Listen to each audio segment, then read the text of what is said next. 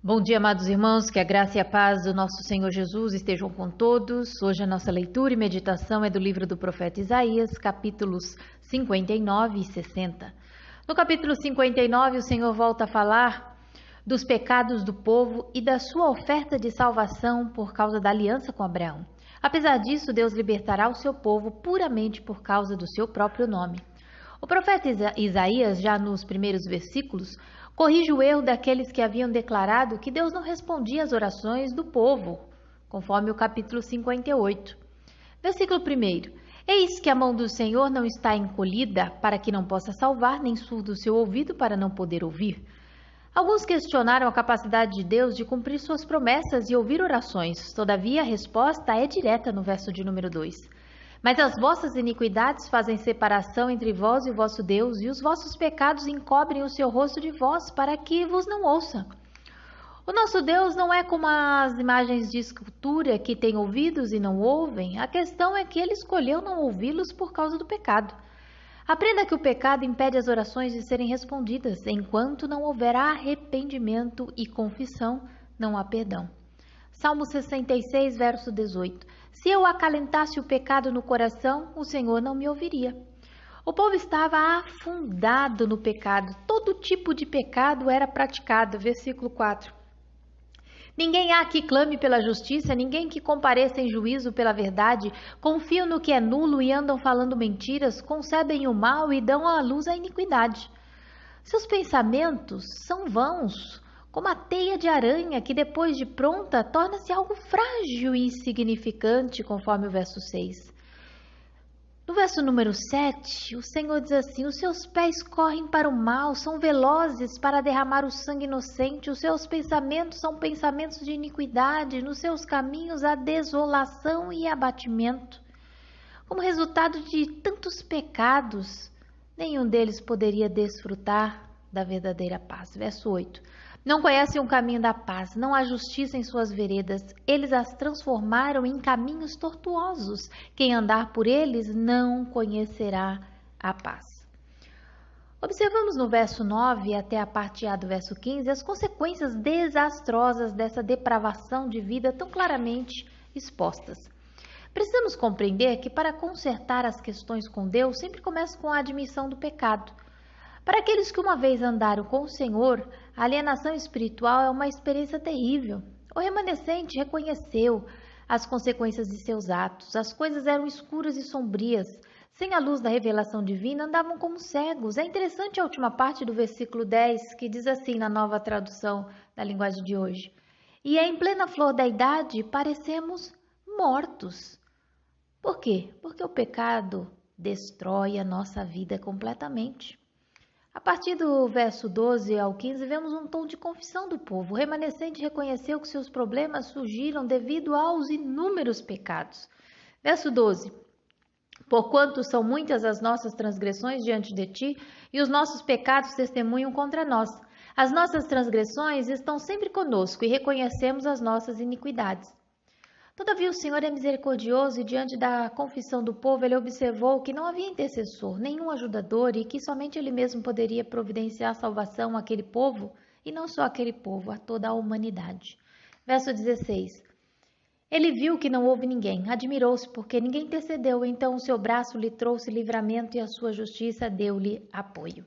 O próprio Deus interveio para redimir o homem, já que não havia um justo sequer sobre a terra.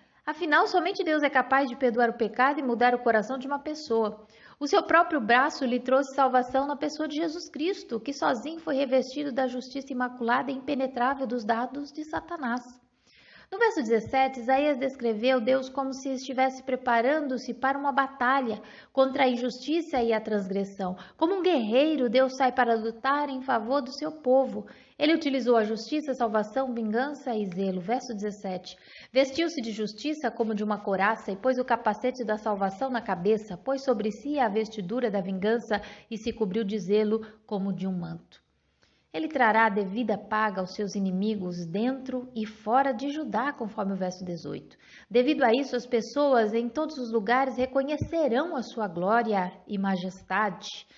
a sua majestade esmagadora e a sua força como uma torrente impetuosa, quando virem o poder irresistível do seu juízo. Os homens, tanto no Ocidente quanto no Oriente, reconhecerão a majestade do Senhor. Verso 19. Temerão, pois, o nome do Senhor desde o poente e a sua glória desde o nascente do sol, pois virá como torrente impetuosa, impelida pelo Espírito do Senhor. O Senhor promete mais uma vez um Redentor. Lembre-se, como já foi dito em capítulos anteriores, que Redentor refere-se à pessoa que tinha o direito e a obrigação de comprar a liberdade de um parente que havia caído em escravidão. Deveria ser um parente consanguíneo, e isso só foi possível com a encarnação de Cristo. Verso 20. Virá o Redentor a Sião e aos de Jacó que se converterem, diz o Senhor. Associado a este Redentor está uma nova aliança. Deus ungirá este Redentor com o seu Espírito, conforme meditamos no capítulo 42 de Isaías, e colocará as palavras na boca do Redentor, conforme Isaías 50, que também já observamos. O Redentor fielmente transmitirá estas palavras à sua descendência, ou seja, os seus discípulos, e ele, por sua vez, proclamarão as palavras através das gerações. Verso 21. Quanto a mim, esta é a minha aliança com eles, diz o Senhor, o meu Espírito que está sobre ti, e as minhas palavras que pus na tua boca não se apartarão dela, nem da de teus filhos, nem da dos filhos dos teus filhos, não se apartarão desde agora e para todo sempre, diz o Senhor. O capítulo 60, ele trata da glória futura de Sião. Isaías descreve a transformação em Sião após o aparecimento do Redentor. Jerusalém iluminará a terra. Verso 1. Levanta-se, Jerusalém, que o seu rosto brilhe de alegria, pois já chegou a sua luz. A glória do Senhor está brilhando sobre você. Que tremendo! A glória do Senhor quebrará a escuridão moral e espiritual que envolvia todo mundo. Naquele dia, os fiéis refletirão a glória de Deus. Esta luz não é a do sol, mas a glória de Deus brilhando sobre a cidade. No verso 3 diz que Jerusalém será visitada pelos gentios. Atraídos pela sua luz, Jerusalém, os povos do mundo virão. O brilho do seu novo dia fará com que os reis cheguem até você. Isaías proclamou que as nações e os reis serão atraídos pelo brilho da Nova Jerusalém, pessoas de várias nacionalidades. Sião será um feixe de alegria, Jerusalém será honrada pelos gentios. Versos 4, a parte B e verso 5. Os seus filhos vêm de longe. Quando você vir isso, ficará radiante de alegria, cheio de emoção. O seu coração baterá forte. Os povos que vivem no outro lado do mar virão, trazendo todas as suas riquezas para você.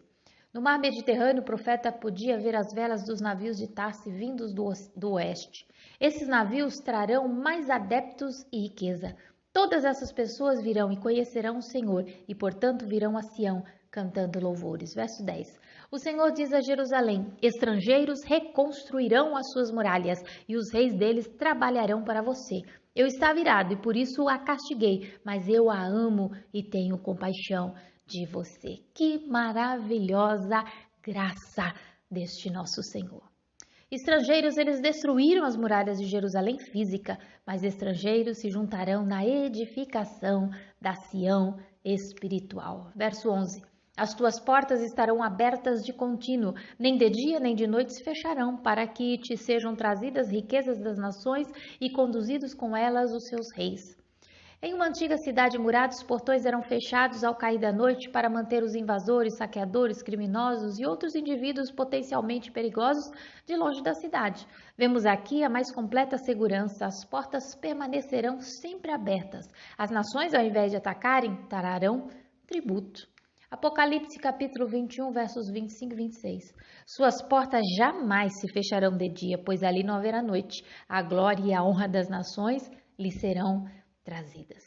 Jerusalém será um lugar de paz, descanso, segurança e refrigério, onde o povo de Deus descansará dos seus trabalhos. Apocalipse 14, verso 13. E então ouvi uma voz do céu dizendo: escreva, felizes os mortos que morrem no Senhor de agora em diante. Diz o Espírito, sim, eles descansarão das suas fadigas, pois as suas obras os seguirão. Será um lugar esplendoroso, resplandecente da presença de Deus e do Cordeiro, que acabará com toda a escuridão. Verso 15: Nunca mais você será odiada, nunca mais será uma cidade abandonada sem moradores. Eu farei com que você seja bela e poderosa, com que seja para sempre uma cidade alegre. Nos versículos finais, o profeta descreve algumas das alegrias e maravilhas do reino glorioso. Anteriormente, Jerusalém tinha sido abandonada, mas isso mudará. Sião será uma fonte de alegria e orgulho. Os melhores materiais de construção serão usados na construção, tornando o lugar tanto precioso quanto indestrutível. Paz, justiça, salvação e louvor serão as marcas do lugar santo. Versículo 18.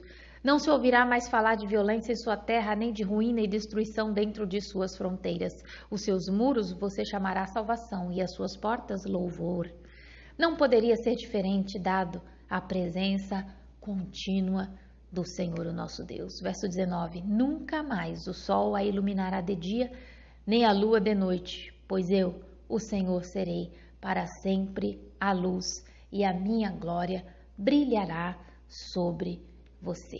É certo que Isaías estava prevendo a Jerusalém celestial. Apocalipse 21, versículo 22 e 23. Não vi templo algum na cidade, pois o Senhor Deus Todo-Poderoso e o Cordeiro são o seu templo. A cidade não precisa de sol nem de lua para brilharem sobre ela, pois a glória de Deus a ilumina e o Cordeiro é a sua candeia. Que tempo glorioso está reservado para os filhos de Deus, que lugar indescritível, aleluia, que você possa dizer comigo nesta manhã, Maranata, ora vem, Senhor Jesus. Que Deus os abençoe e até amanhã, se o Senhor quiser, com os capítulos 61 e 62 do livro do profeta Isaías.